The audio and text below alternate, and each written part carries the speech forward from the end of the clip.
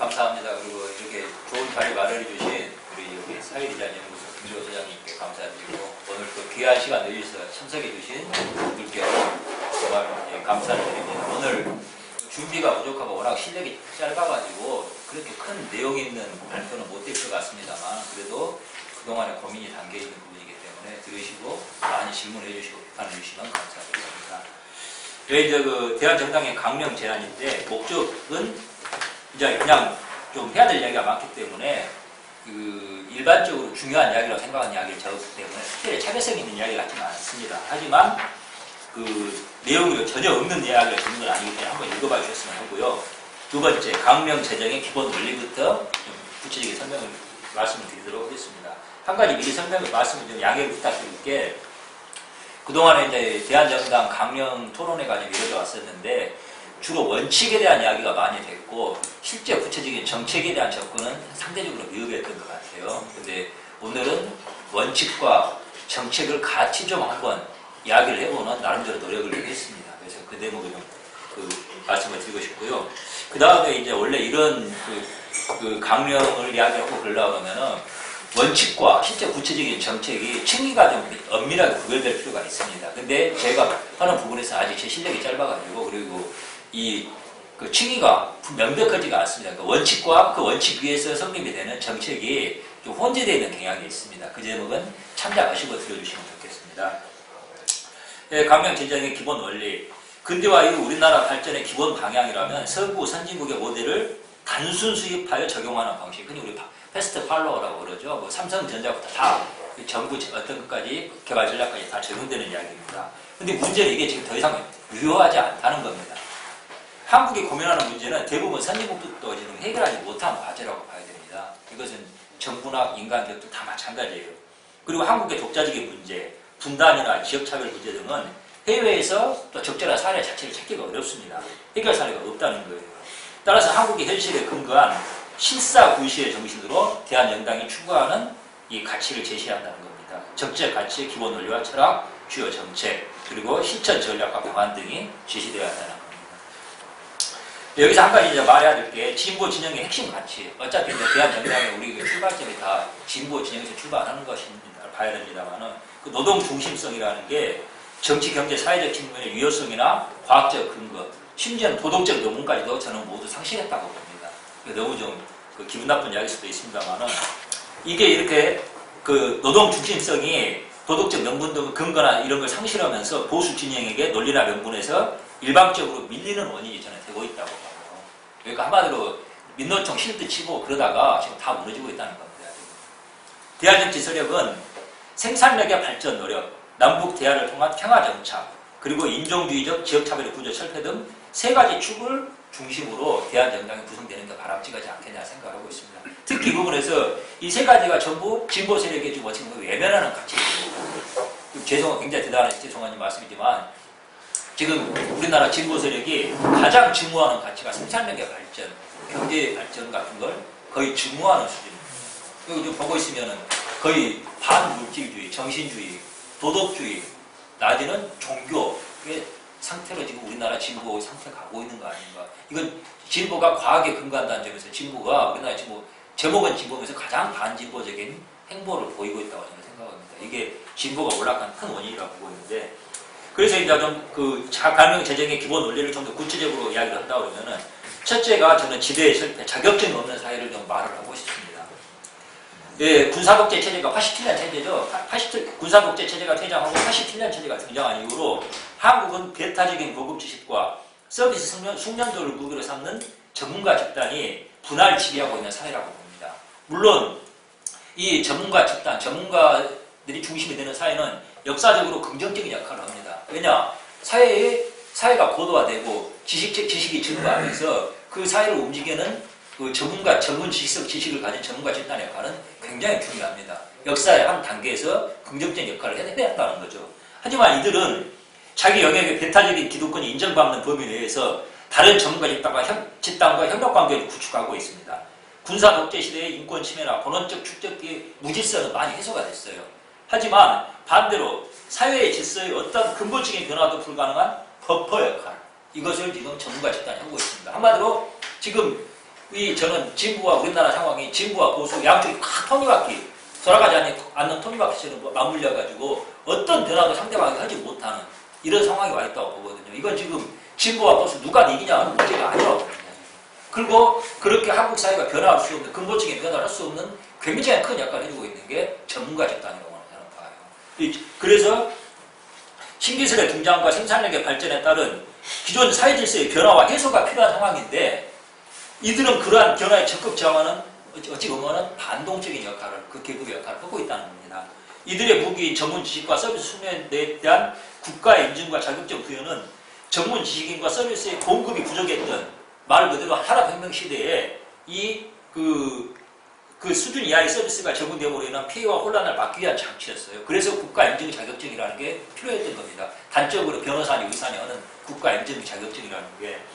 그래서 하지만 지금은 고급 전문 서비스의 과잉 공급 시대입니다. 아까 지금도 이제 로스쿨 이야기가 나왔습니다만 로스쿨 그 다음에 이제 의사 온갖 분야의 전문가들이 앞으로 넘쳐나서는 넘쳐나지 부족하지 않습니다. 이렇게 전문 서비스 공급 과잉 공급 시대에 그리고 서비스의 평가가 실시간으로 이루어질 수가 있어요. 옛날에는 어떤 사람이 변호사를 하고 의사를 한다. 그 사람이 실제로 어떤 정도 스킬을 가지고 전문성을 가지고 있는지 알 수가 없었습니다. 그런 방법이 없었어요. 근데 지금은 이런 정보가 실시간으로 얼마든지 누구든지 원하기만 하면 얻을 수 있는 그런 인프라가 갖춰져 있습니다. 그런 시대가 됐다는 거예요. 이런 상황에서 기존의 자격증 제도는 지대의 추구이자 진입 장벽의 강화와 서비스의 품질 제고를 막고 사회적 불평등을 낳는 부정적인 역할을 하고 있다고 봅니다. 그래서 자격증 제도를 축소하고 약화시키되 의사 면허 등 서비스 결과의 비가역성, 한마디로 사람 죽어버리면 그거 해먹을 수 없잖아요. 그런 비가역성이 높은 분야는 충분한 준비 기간을 두도록 하는 것이 저는 바람직하다고 생각합니다. 그러니까 이 지대 자격증 없는 사회로 당장은 어렵지만 어떤 대한 정당은 이것을 목표로 삼고 꾸준히 설득해 가면서 단기적으로 나아가는 어떤 행보를 해야 되지 않냐. 그래서 국가 공인 자격증 제도 대신 서비스 제공자의 정보 공개. 이 사람이 이 서비스를 해가지고 어떤 결과를 얻었는지, 만족도는 어떤지 등등, 치명적인 실수는 없었는지 등등에 대해서 정보를 공개해 주는 게 저는 바람직할 거라고 생각합니다.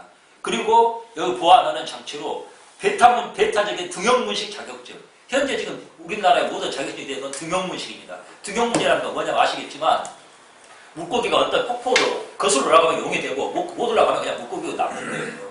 그냥 뭐 아니면 오로 나씩 승자 독식의 구조라는 겁니다. 저는 이런 자격증 제도를 계단식으로 만들어야 한다고 본다는 겁니다. 그러니까 변호사, 의사 이런 단적 예를 보더라도 변호사 자격증 따면 모든 것을 할 수 있는 게 아니라 어느 단계에서는 이 정도 서비스를 법률 서비스를 할 수 있고 그 다음 단계에서는 어느 정도 서비스를 할 수 있고 자격증을 단계화시키자는 겁니다. 계단화시키자. 그런 식의 접근 방법을 좀 해놓을 필요가 있다. 저는 의사도 마찬가지라고 생각을 해요. 물론 이것을 좀 더 실현하는 데 있어서는 많은 고민과 연구가 필요하겠지만 저는 그런 방향으로 가는 것이 바람직하지 않겠냐. 이런 식으로 해야지 기존 자격증 제도로 인한 기존 자격증 제도가 또 어떤 문제가 있냐면은 그 자격 서비스를 하는데 필요한 지식은 점점 더 높아집니다. 그러니까 옛날에는 의사를 자격증을 따는데 필요한 연수 기간이 6년이었다면 이제는 이제 8년, 10년 점점 늘어날 수밖에 없다는 겁니다. 그럼 그건 뭘 납득했냐면은 서비스 비용에 계속 우상향 경직성 증가할 수밖에 없다는 겁니다. 옛날에 4년이면은 기본적인 약 지어주고 환자 치료할 수 있던 반면 이제는 6년, 8년, 12년 되면은 그 비용이 높아질 수밖에 없어요. 저는 우리 사회가 현대 사회가 이 발전할수록 서비스 비용이 높아지고 이 고비용 구조가 되는 것에는 이것도 하나의 작용을 하고 있다고 합니다. 그래서 이 문제에 대한 한마디로 서비스 자격증을 계단화시키자, 단계화시키자. 그리고 정보 공개 강화, 이건 굉장히 중요한 저는 문제라고 생각을 해요. 우리나라에서 가장 빈약한 사회적 자산이 바로 신뢰 자산이라고 저는 생각을 합니다. 지금 이 문제가 우리나라에 해결되지 않으면 더 이상 높은 단계로 갈 수가 없는 문제라 생각을 하거든요. 견고한 신뢰 자산의 바탕이 없이는 미래로 나아가는 어떤 시도도 불가능하다고 생각합니다. 고급 사회가 될 수 없다는 겁니다. 이것은 오랜 역사적 축적을 통해서 달성할 수 있는 목표입니다. 단기간에 되는 건 아닙니다. 하지만 그런 장기적인 목표를 위해서 달성하기 위해서 의식적 계획적으로 추진해야 할 과제가 있습니다. 그게 바로 이런 점에서 현행보다 사기죄의 적용 범위를 확대하고 이런 이야기는 뭐합니다만 전 세계에서 나라별로 가장 많은 범죄가 있다고 합니다. 한국의 경우 실은 세계에서 사기죄가 가장 많은 나라 중에 하나라고 생각을 해요. 우리나라에서 사기죄 문제가 심각합니다. 그리고 실은 사기죄로 인한 피해도 굉장히 커요. 살인죄나 가령 뭐 살인범 같은 경우는 연쇄살인범을 해도 몇십 명 죽이고 말겠지만, 가령 뭐 조이팔이니 하는 사기꾼들은 몇만 가구가 다 몰라고 그 가정에 파탄나는 경우가 나옵니다. 수십만 명, 아니, 뭐 수십 명, 수백 명이 자살할 수도 있는 사기죄로 생기거든요. 우리나라는 사기죄 처벌이 너무 약합니다. 저는 사기죄 처벌을 강화해야 되고, 또한 사기죄 적용 범위를 확대해야 한다고 보는 겁니다. 기업정보, 개인정보, 서비스 정보 등은 물론이고, 심지어 기사나 사설, 리포트 등도 잘못된 정보에 대해서는 다 그 형사처벌해야 한다는 건 아니지만 상응하는 책임을 지도록 해야 한다고 생각을 해요. 너무 무책임한 정보가 많다는 겁니다. 기업들 자기 정보, 외부에 내보내는 정보, 그냥 대충 하는 거 너무 많습니다. 가령 오늘도 그 블랙 기업이라는 것 나오던데, 사람 뽑아가지고 엉터리로 하고 그런 기업들, 나는 그 기업들을 법적으로 제재를 할 게 아니라 그 기업들에 대한 종사자들이 그 기업에 대해서 근무할 때 또는 나와서 그 기업에 근무했던 사람들이 평가하는 점수가 나는 공개돼야 한다고 생각을 해요. 그래야지 그 후직자들이 보고 자기 기업에 가지 않고, 또 기업들은 자기가 두고 있을 때 책임을 지게 된다고 생각하거든요. 그래서 나는 이 부분은 사기죄, 그 동시에 정보 공개 이게 강화돼야 된다. 또 하나, 상호 거부권을 저는 강화해야 한다고 생각합니다. 저는 계약 문화가 서양 문명의 근간 중 하나라고 봅니다. 결국 우리가 흔히 근대화합니다만 결국 서양화거든요. 한국을 비롯한 동양권에서는 이 계약 문화가 굉장히 취약합니다. 사회적 인프라로서 정착이 안 돼 있어요. 전통적인 가족관계 등 장기적이고 고정적인 인간관계에서는 이런 계약이 별로 중요하지 않습니다. 상관없어요.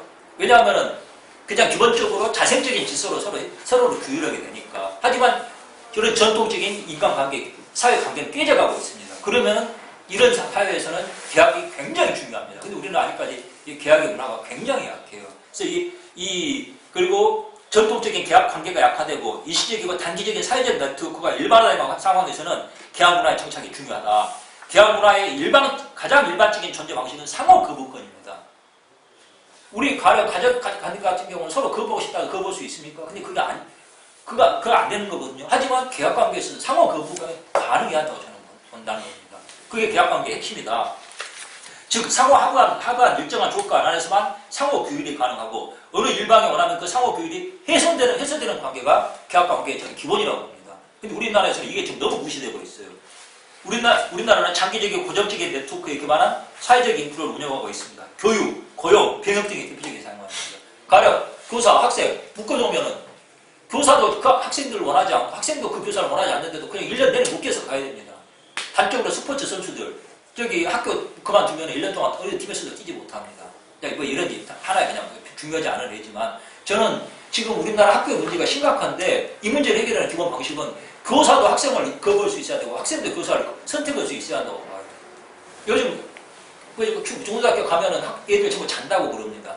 그러면 심지어는 뭐 선생한테 대들고 선생 때리기도 하고 그러거든요. 아무 대안이 없습니다. 이걸 나는 교사가 원하면 너 수업 분위기 망치면 너 지금 오늘부터 들어오지 마. 그렇게 거부할 수 있어야 한다 생각하고, 학생들도 나 저 선생님 도저히 해보니까 마음에 안 듭니다. 다른 데로 가겠습니다. 그게 다 이루어져야 한다고 봐요. 상호 거부권이 이루어져야 한다고 봅니다. 그 다음에 우리나라 친구들 이야기 뭐나 너네다 뭐 좋게 되고 달라질지 않을지 모르겠는데, 저는 고용관계도 노사가 동일하게 상호 거부권 가져야 한다고 생각해요.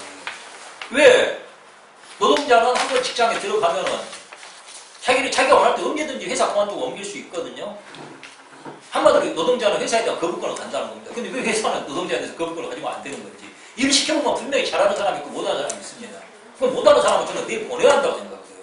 근데 우리나라에서 이런 현대 문명 자체가 이런 원칙을 위헌하는 입장인데, 저는 이게 좀 재검토가 필요하다. 상호 거부권을 가지고 말 그대로 계약에 계속 나가야 된다고 생각합니다.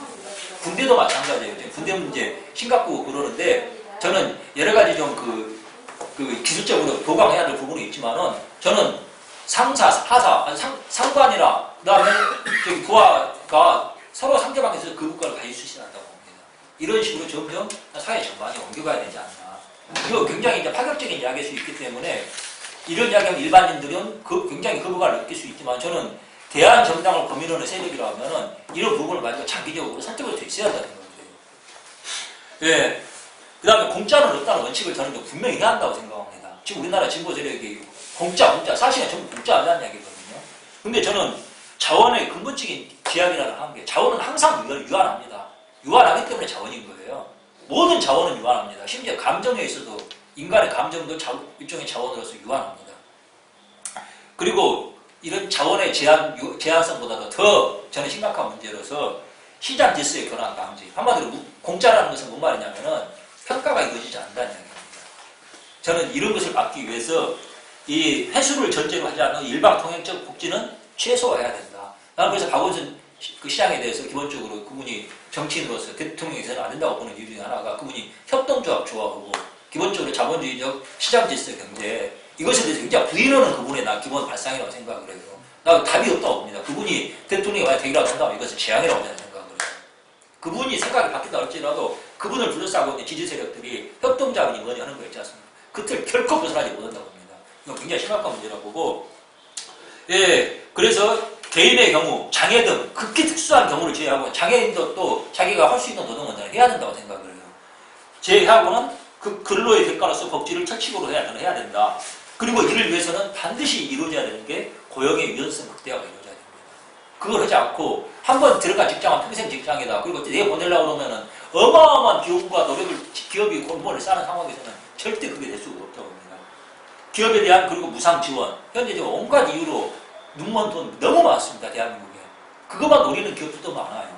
그거 전면 폐지해야 된다. 그러니까 정부가 기업에 대한 지원도 할 수 있고 개인에 대한 지원도 할 수 있고 무슨 교수들에 대한 지원을 할 수 있다고 봅니다. 하지만 그것은 무조건 다 회수를 해야 된다. 그렇지 않은 일방 통행시 그것은 나는 없어져야 한다고 봅니다. 예, 관급 사업자 선정 등에서도 기술평가 등 온갖 요소가 많이 들어가거든요. 결국 그래가지고 좀 단적으로 가서 누구만 좋아지냐. 지금 대한민국은 교수들이 살판난 나라가 눈먼 건 전부 교수들한테 갑니다. 진짜 이 문제 심각하거든요.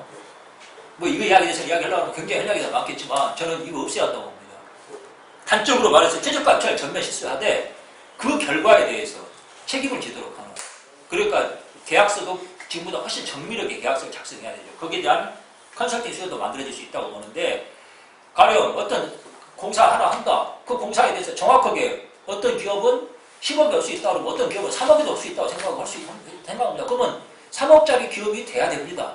그 대신 3억을 내놓고 엉터리로 사고 그러면 그 기업은 거기서 탈탈 털려야 되죠. 책임을 져야 되죠. 근데 우리나라는 그 10억짜리 사업을 있지 않습니까? 11억에도 오고 12억에도 오고 그럽니다. 그러면서 온갖 기술평가라고 하거든요. 결국은 그 3억이 할 수 있는 사업을 10억이 한다는 거 기술력이 떨어지는 기업이 여기 사업을 따고 그 기업들이 살아남는다는 이야기입니다. 저는 이거 옳지 않다고 보거든요. 이것도 옳지 좀 바뀌어져야 된다. 또 중요한 이야기입니다. 법치주의를 확립해야 한다고 생각합니다. 저는 공동체가 유지 발전하는 기반은 결국 신상폐벌이라고 봐요. 그리고 계약관계의 핵심도 결국 탄료의 법칙이라고 볼 수밖에 없다고 생각합니다.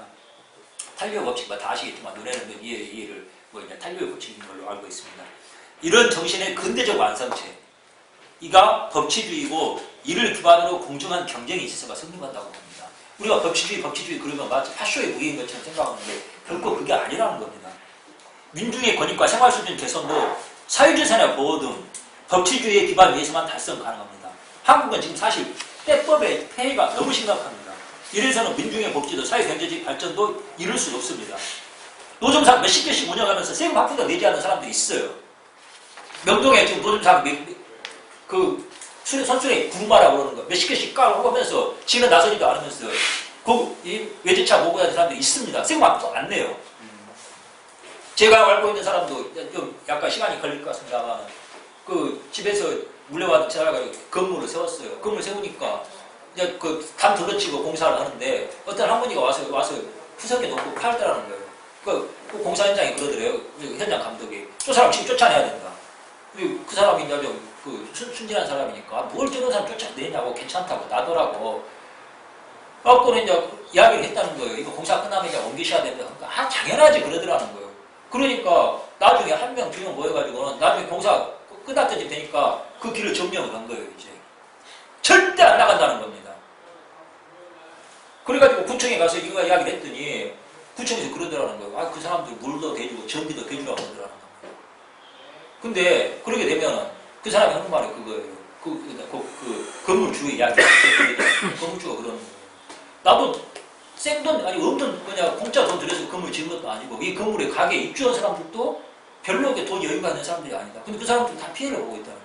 게다가 그 길에 노점상들이 차지하고 있으니까 거기 길이 유일한 소방도로래요. 근데 들어갈 수가 없대요. 소방차가. 지금 근데 우리나라에서는 이런 게 너무 당연하게 용인이 되고 있습니다. 그리고 이걸 소위 진보 좌파라는 사람들이 이걸 부추기고 있어요. 이러면 절대 우리나라는 발전도 안 되고 사회 정의도 안 된다고 봅니다. 이런 식의 게 너무 많다. 지금 저는 그렇게 보거든요. 범죄 피해자보다 범죄자의 인권이 더 강조된다는 인식을 주게 되면 정의의 정착은 기대할 수가 없습니다. 저는 실제적으로 지금 지난번에 10년 동안의 정권 잡은 뒤로 2번 연속 선거에 패배한 이유 중에 하나가 굉장히 이게 크다고 봅니다. 진보 세력이 범죄 피해자보다 범죄자의 인권을 더 옹호한다는 인상을 저는 주고 있다고 생각해요. 한번 여기 일반인들 이야기 들어보세요. 저는 그게 굉장히 크다고 봅니다. 이래서는 답이 없다고 봅니다. 중형주의가 아니라 중법주의를 필요하다는 거 이거 강조해야 된다고 봐요. 그 다음에 자유주의 및 개인의 재발견. 현재 한국 사회의 핵심 모습은 그 진보 세력들은 자본주의와 사회주의, 진보와 보수의 그것이라고 이해하는데 저는 개인주의와 집단주의 그것이라고 좀 판단합니다.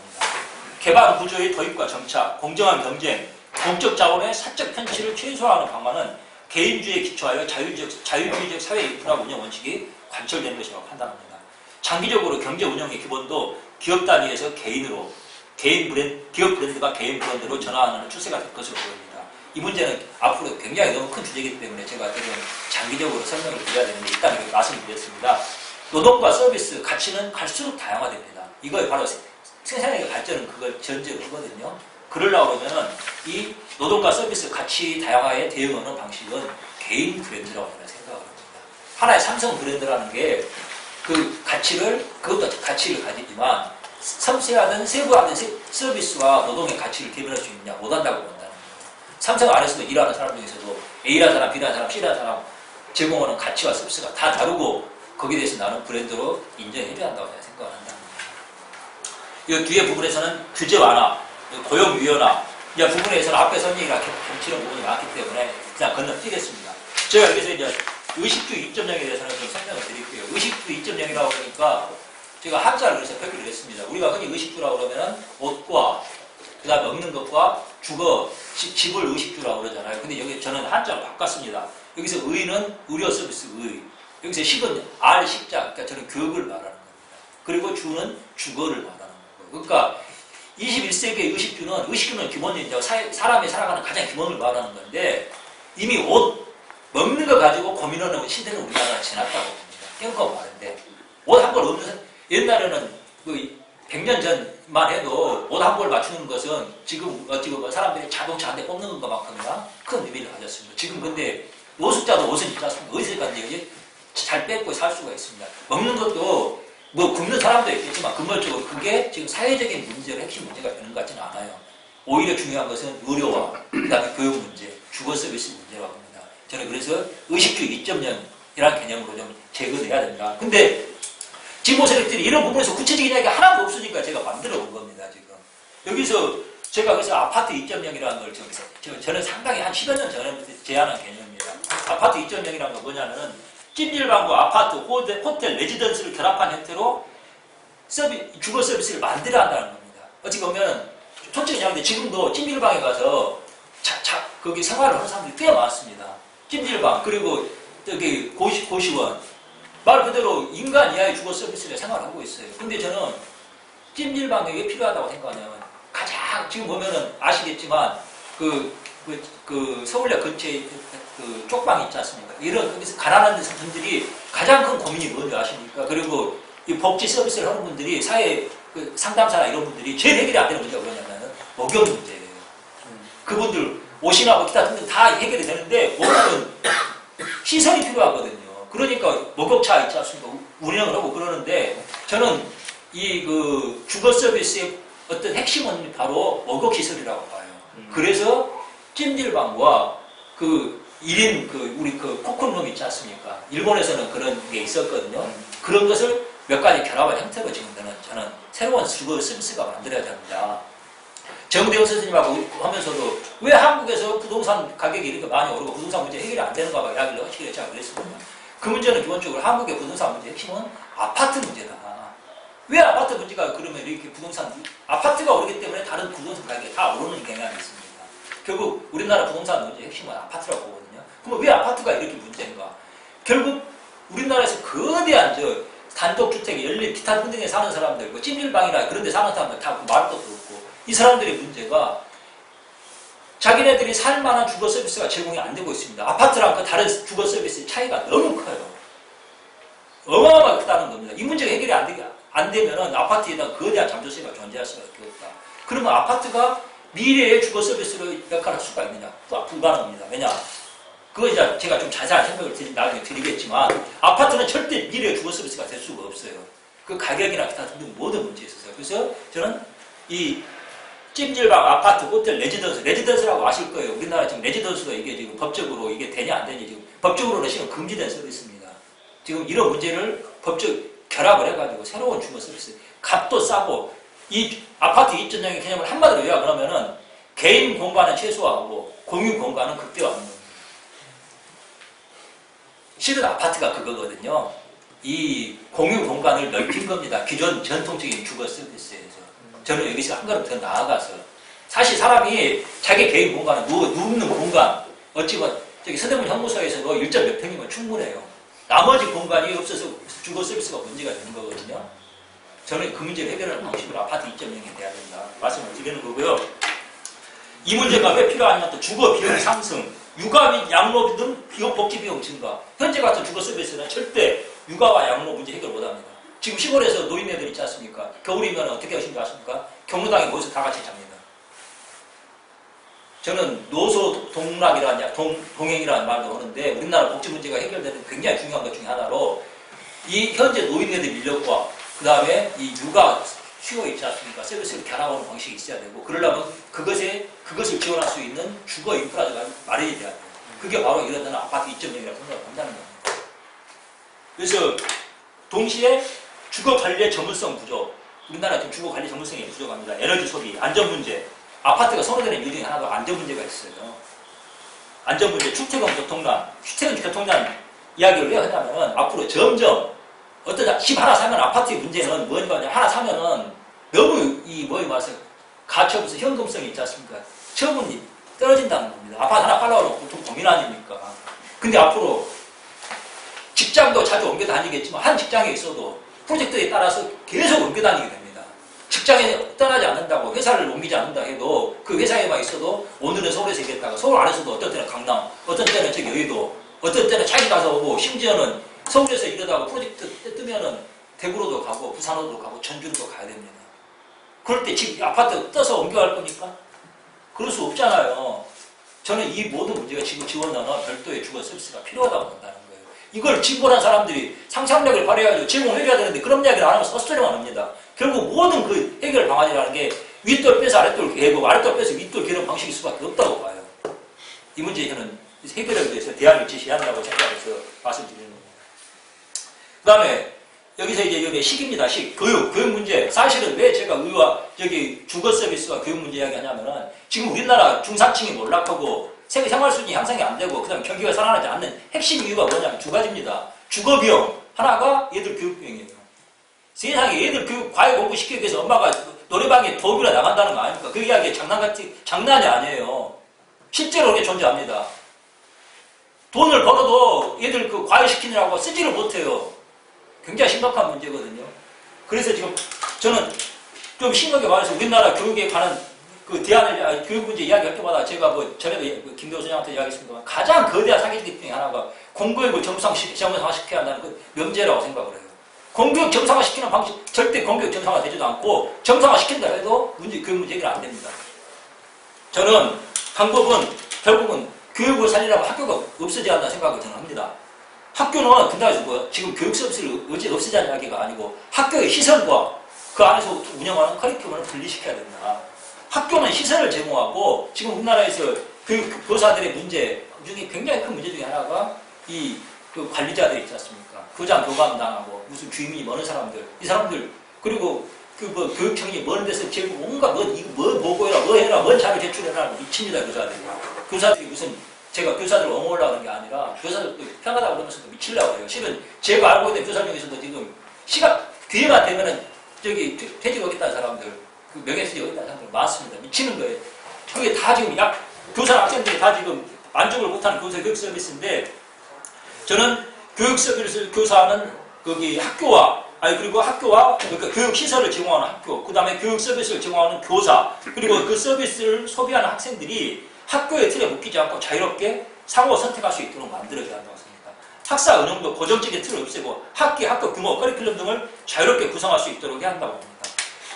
우리나라 교육 서비스는 갈수록 사회가 발달하니까 필요한 지식도 늘어나고 종류도 늘어나고 그 지식에 대한 수요도 늘어나고 그 지식을 가르쳐야 할 교사도 늘어날 수밖에 없습니다. 그런데 지금 우리나라 교육이 그렇게 됩니까? 아니 멀쩡하게 4년제 대학 그 다음에 왜 교사 자격 뭐 이수하고 교직 이수하고 자격 딴 사람도 교사로서 인정을 못 받았습니다. 무슨 그 임용고시입니까? 뭔가 그 통과한 여부에 따라서 교사가 인정되고 안 되고 합니다. 그 미친 짓거리 아닙니까? 저는 교사가 필요하면은 여기 뭐 있는 분들 죄송합니다만 여기 선생님들 계신 분들 누구든지 서울대학교 가서 강의 개설할 수 있어야 한다고 생각을 해요. 그걸 학생들이 선택을 해야죠. 왜 그것을 나는 이게 학교라는 틀로 묶는지 김도 소장 가서 지금 서울대 가서 강의 개설하면은 지금 서울대 외신 교원도 있었구나 훌륭한 강의 할 수 있다고 생각을 해요. 예. 좋아요. 근데 저는 이런 것을 가능해야 되는데 지금 현재 공교육, 제도교육이라는 틀이 이걸 막고 있다고 보는 거예요. 이거 없애야 된다. 학교를 없애자는 게 교육을 없애자는 얘기가 아닙니다. 교육을 정상화시키기 위해서 이런 틀을 만들어야 됩니다. 그래서 각급 학교의 학력 인증을 존치해야 된다고 봅니다. 그 인증은 그 대신 교사들이 개인 또는 팀을 구성해서 자율적으로 수행하도록 해야 된다. 그리고 학습시설과 학사 관리의 수준을 높여 학교가 교사와 학생들의 의치 경쟁을 벌여야 한다고 생각합니다. 학교가 교사들한테 대한 서비스를 잘하고 학생들에 대한 서비스도 잘하고 그래가지고 우리 학교로서 선생님 오십시오. 우리 학교에서 강의 좀 해주십시오. 그렇게 돼야 한다고 생각을 해요. 그리고 이렇게 해야지 실은 고정 교육 설비에 대한 투자도 줄어듭니다. 지금 현재 학교마다 지금 전부 그 과학 기재 시설 같은 거 있지 않습니까? 마련인데 천문학적인 돈이 들어가거든요. 그러면서도 제대로 만족스러운 시설 장치를 못해요. 그걸 왜냐면 학교마다 제가 분산 투자하기 어렵습니다. 근데 가령 학교 서울 시내 구별로 있지 않습니까? 빵빵한 이 과학 실습이 가능한 학교 인프라를 기존에 제공해 준다면 모든 학생들이 그걸 이용할 수 있습니다. 그래서 이걸 기존의 학교라는 틀을 없애야 이렇게 가능하다. 저는 그렇게 생각을 한다는 겁니다. 그래서 이 학적의 장벽이 무의미해짐에 따라 학생들의 이동이 급증할 것으로 예상합니다. 당연하죠. 저는 지금처럼 1년에 2학기 운영하는 게 아니라 교사에 따라서 내가 원하면은 나 한 달 동안 가르친다. 한 달 동안 하루 종일 할 수도 있고 저녁 시간에 할 수도 있다고 생각합니다. 저녁 시간에 필요하면은 4시간 할 수도 있고 4시간 할 수도 있고 그럴 수 있다고 생각해요. 그리고 10명 가르칠 수도 있고 20명 가르칠 수도 있고 필요하면 이 강의는 100명이 들어도 된다 할 때는 100명 가르칠 수도 있고 그러니까 자유롭게 선택이 가능하다고 보거든요. 그러면 어떻게 되느냐? 교사와 학생들 다 이동이 더 많아질 겁니다. 바로 그때 저는 아까 제가 말했던 아파트 2,000년 같은 또 인프라가 필요하다고 본다는 겁니다. 다 연결이 되어 있는 문제입니다.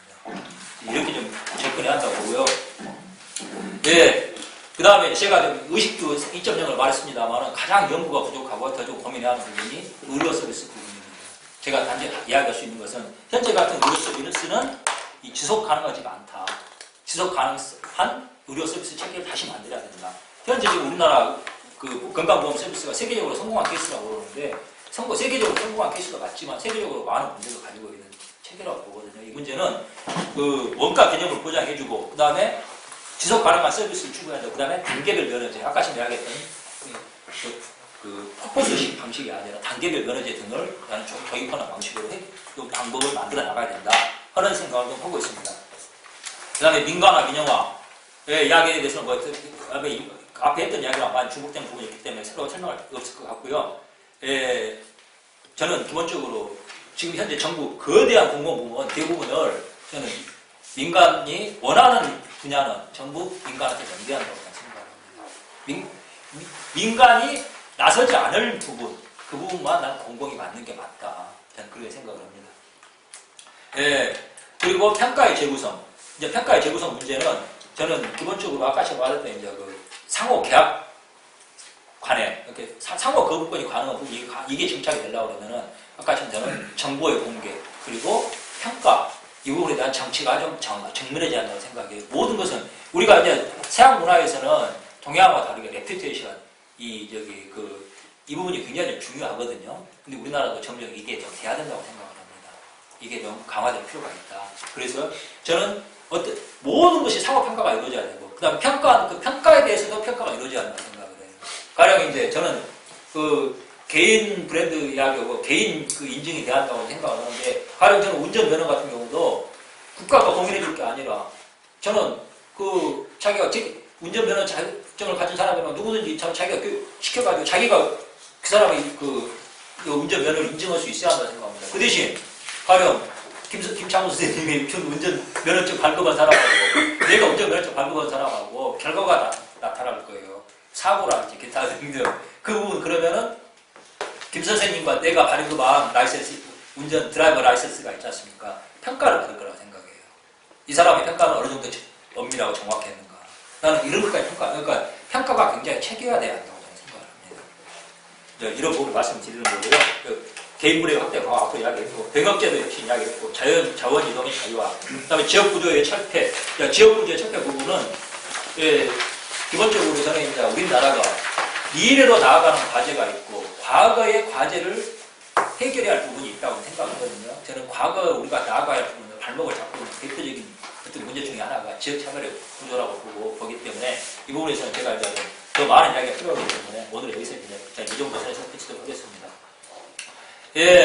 정치적 실천 전략 부분에 있어서는 조직화. 저는 지금 사실은 이제 대한정당 이야기가 나왔습니다만은 그동안의 이야기가 좀 뭐라 그럴까, 좀 상층부 논론 중심으로, 명망가 중심으로 좀 이루어지고 있지 않았나 생각을 합니다. 저는 지금 대한정당을 만일 그냥 몇몇 딜레탕트적인 그냥 이야기를 위한 이야기, 논의를 위한 논의로 될 끝날 게 아니라고 지금 저는 대중을 만나야 한다고 생각을 해요. 대중을 아무리 좀 어렵고 그럴지라도 대중을 만나는 장치를 만들어내야 된다. 그리고 명망과 개인의 비중을 최소화하고 상층부 연대보다 대중을 직접 만나 설득하는 방식을 강화해야 된다. 그리고 창당 준비에 정식 발족하고 주요 구성원들의 역할을 분담을 해야 될 거다. 저는 좀 시급하다고 생각을 해요. 지금 결국은 저는 이 대한정당이라는 게 제3당이 아니라고, 저는 제3당이면 안 된다고 이야기하는 게 뭐냐면은, 대한정당은 기존 양당 체제를 대체하는 것이 돼야 되고, 그러려고 일단 타겟은 새정치연합이라고 봅니다. 새정치연합을 우리가 대체를 해야 돼요. 내가 보기로는 새누리당은 대체가 안 됩니다. 왜냐? 가지고 있는 정치적인 자산이 훨씬 많고 그 사람들이 떨어져 나갈 이유가 없어요. 그런데 새정치연합은 그 대목에서 훨씬 취약점이 없습니다. 그리고 이미 지금 굉장히 그 눈앞으로 보여주고 있을 거예요. 그래서 그걸 타겟으로 해야 된다. 그 다음에 저는 이제 여기서 제가 꾸준히 관심을 갖고 보고 있는 게 새정치연합이 어떻게 갈 것인가 하는 관심을 갖고 보고 있는데, 제가 보기로는 흔들리고 있는 건 확실해요. 근데 좀 일부 이야기는 합니다만, 제가 특히 이제 새정치연합이 가장 큰 기반이라 지역적인 기반이라고 할 수 있는 호남 지역의 동향에서 관심을 많이 갖고 듣고 있거든요. 근데 들은 이야기예요. 제가 엄밀하다고 정확한 이야기를 볼 수는 없는데 그런 이야기도 하더라고요. 지난 재보선 때 친노는 거의 대부분 몰락을 했다는 식으로 이야기를 해요. 그러니까 무소속으로, 그러니까 그냥 기초단체이 아닌 이런 데서는 무소속한테 거의 견멸을 했다는 식으로 이야기를 하더라고요. 내가 확인은 못 해봤습니다. 그리고 다음번 선거 때는 친노를 내세우고 노무현을 내세우고 친노 경력을 내세우는 사람들은 아마 거의 전멸을 할 거라는 식으로 이야기하는데 얼마나 정확한 이야기인지 잘 모르겠어요. 단지 확실한 것은 만일 새정치연합이 이 상태로 이렇게 붕괴를 하고 그냥 여기에 대해서 누가 대한정치 세력이 나서서 구체적인 그 역할을 하고 개입을 하지 않으면 이것은 어디로 가느냐. 그 성과는 전부 새누리당 아니면 무소속으로 가게 될 거라고 봅니다. 새누리당에 그리고 못 가지고 저는 그걸 보여준 신호탄이 저는 이정현의 당선이라고 봐요. 흔히 우리가 하는 말로 제비 한 마리가 날아온 걸 보고 차라리 공이 온 걸 안다고 그러잖아요. 이정현 당선, 물론 우연히 겹칠 수도 있지만 그 우연이 작용했다는 것 자체가 거대한 변화를 보여준다고 생각합니다. 잘못하면은 이 호남마저도 저는 새누리당이 가져갈 수도 있고 그 가능성을 무시해서는 안 된다고 저는 생각을 해요. 이대로 가면은 새누리당이 못 가져가더라도 무소속으로 갔다가 다시 또 엉뚱한 정당으로 갈 수도 있다고 보거든요. 그래서 저는 지금 서두를 필요가 있다. 물론 우리나라에서 억지로 할 수는 없습니다만 저는 그래서 이런 부분에서 친노 이야기를 좀 할 수밖에 없다고 생각을 해요. 저는 이 모든 정치 세력은 선전과 선동을 해야 되거든요. 선전은 프로파간다, 선동은 아지테이션 이야기를 합니다만은 선전은 내가 여기서 10년 동안 할 일, 지금 당장 할 일을 구분했습니다만 바로 10년 동안 할 일이 선전에 해당되는 부분입니다. 아까 전에 나와봤던 우리가 어떤 사회를 만들 것인가 하는 이미지와 비전을 제시하는 게 바로 선전에 해당되는 부분이에요. 프로파간다. 우리가 10년, 실은 20년, 21세 동안에 이 나라를 무슨 나라로 만들어 갈 것이고 어떻게 운영할 것인가 하는 게 바로 선전에 해당되는 이야기예요. 실은 제가 10년이라고 썼지만 실은 10년 이상의 이야기, 장기적인 비전과 관점을 이야기하는 겁니다. 하지만 동시에 뭐가 더 필요하냐면 선동이 필요해요. 그건 뭐냐면 대중에게 저 10년 뒤, 20년 뒤, 30년 뒤에 우리가 만들 사회가 이런 건데 그 사회를 만들기 위해서 지금 당장 해야 되는 일이 뭐냐 하는 것을 그 목표를 제시하고 해야 된다는 겁니다. 그게 바로 선동이거든요. 선전과 선동이 다 같이 이루어져야 됩니다. 그리고 선전과 선동은密접하게 결합해야 되고 선전의 목표 위에 선동이 넣어줘야 돼요. 그러면 현재 제가 선전에 대해서는 아까 전에 이야기했던 말의 부분이 사실은 그 선전의 재료입니다. 선전의 방향이에요. 우리가 이런 사회를 만들어야 한다는 거 말씀드리는 것과 함께 선동은 뭐 해야 되느냐? 바로 저는 친노에 대해서 이야기를 해야 된다고 봐요. 그러지 않으면 의미가 없다. 왜냐? 저는 아까 전에 말했던 새정년에 우리가 대치해야 될 세력이 새정년이라고 그러잖아요. 새정전압이라고 하면 새정전압의 두 가지 문제가 뭐냐? 바로 신상필벌이 없다는 거. 또 하나가 뭐냐면은 실사구시가 없다는 거 두 가지라고 봐요. 신상필벌은 바로 새정전압이 계속 본질적으로 드러내고 있는 그 공천의 문제 있지 않습니까? 불공정한 공천. 많이 제가 그저께도 가서 들었더니 결국 모든 불만의 핵심이 그거예요. 왜 공천 개판으로 그렇게 니들 마음대로 니끼리 헤쳐먹는 거냐? 그 불만입니다. 그리고 또 하나가 뭐냐면 실사구시. 그거 보면은 사람이 뭐 우선이다. 신자유주의 토론 있다, 있지 않습니까? 그게 전부 실은 이 정당이 대안 있지 않습니까? 정책 대안을 만들어내지 못하는 능력 부재라는 것을 보여주는 거라고 생각합니다. 두 가지, 신상필벌과 실사구시의 문제가 저는 새정년에 가지고 있는 두 가지 문제인데 이 두 가지 문제를 틀어지고 상징하고 있는 핵심 거리가 뭐냐? 바로 저는 친노라고 본다는 겁니다. 과연 이게 아닐까요? 저는 지금 현재 새정치연합이 보이고 있는 신상필벌과 실사구시 이것이 안 되고 있는 핵심 이유가 뭐냐? 저는 486에 보여줬던 그 신자유주의 타령 이런 부분들이 결국 그리고 그 공천에 있어서 이런 그 불합리성 이걸 보여주고 있는 게 친노 세력이고 대중에게 우리가 만들고자 하는 대한정당이 어떤 세력인가 하는 것을 먼 미래의 목표가 아니라 지금 당장 어떤 행동으로서 보여줘야 했을 때 바로 이런 부분이 저는 친노에 대한 타격일 수밖에 없다 생각합니다. 예, 그리고 이제 규약 부분에서 이야기가 나오는데 실은 강령보다만큼이나 중요한 부분이 규약이라고 생각하는데 저는 규약이 어떤 내용이냐 하는 부분이 하는 것에서는 저는 별로 중요하지 않다고 생각합니다. 어제도 실은 이번 일요일날 토론에서도 그 이야기가 나왔어요. 어떤 이 당의 원칙, 그러니까 공천 원칙이냐 하는 게 중요한 게 아니라 그것이 계속 변한다는 거예요. 그러니까 예측 가능한 정치가 안 된다는 이야기를 하고 있거든요. 저는 그게 힘이라고 봐요. 규약은 그동안에 새정치연합 안에서 그동안에 몇 개의 당 혁신안이 나왔다고 생각합니다. 저는 그것을 종합해가지고 그 내용의 에센스를 뽑아내는 것으로 이 규약 문제는 당규 부분은 그렇게 하는 것으로 일단은 대안이 된다고 생각합니다. 하나 좀 더 나아야 한다고 보면은 저는 그 기관지를 좀 발행을 했으면 좋겠어요. 전에 한번 여기서 제가 그런 말씀 드린 적이 있는데 지금 486이니 그 다음에 소위 말해서 사회주의니 그 다음에 무슨 진보 진영이라고 할 수 있는 사람들이 있잖아요. 그 다음 정치권에서 돌아다니고 있는 사람들. 지금도 무슨 아마 대한정당 이야기하면 그 사람들이 빠지지 않을 거예요. 한 달에 끼어들 겁니다. 저는 그분들 바라보고 정치에서는 절대 답이 안 나온다고 제가 말씀드린 적이 있어요. 길어봤자 10년이다. 저는 그 대안으로서 각 지역에서 정치인으로서 뜨거운 꿈을 가지고 있다가 이런 그 공천 과정에서 이런 대목에서 있지 않습니까? 그 소외됐던 사람들 나는 붙잡아야 한다고 생각하거든요. 그 사람들 발굴 해내야 한다고 생각을 합니다. 그건 뭐냐? 저는 그 무기가 있어야 한다고 생각하고 그게 바로 저는 기관지라고 생각을 해요. 풀뿌리 정치 같은 지방 정치 있지 않습니까? 전문 기관지, 온라인 기관지 같은 걸 만들어가지고 그분들 발굴하고 인터뷰 소개해주고 해줘야 하는 것이 필요하다고 생각합니다. 오늘 제가 너무 좀 막 열려서 떠들었는데 그 다음 화요일 몇 시 부터 겹치는 부분에 있어서 일단 생략을 하고요. 제가 좀 특별히 마무리해야 되겠다 싶은 부분만 말씀을 드렸습니다. 질문 이걸 갖고 박수 한번 치고.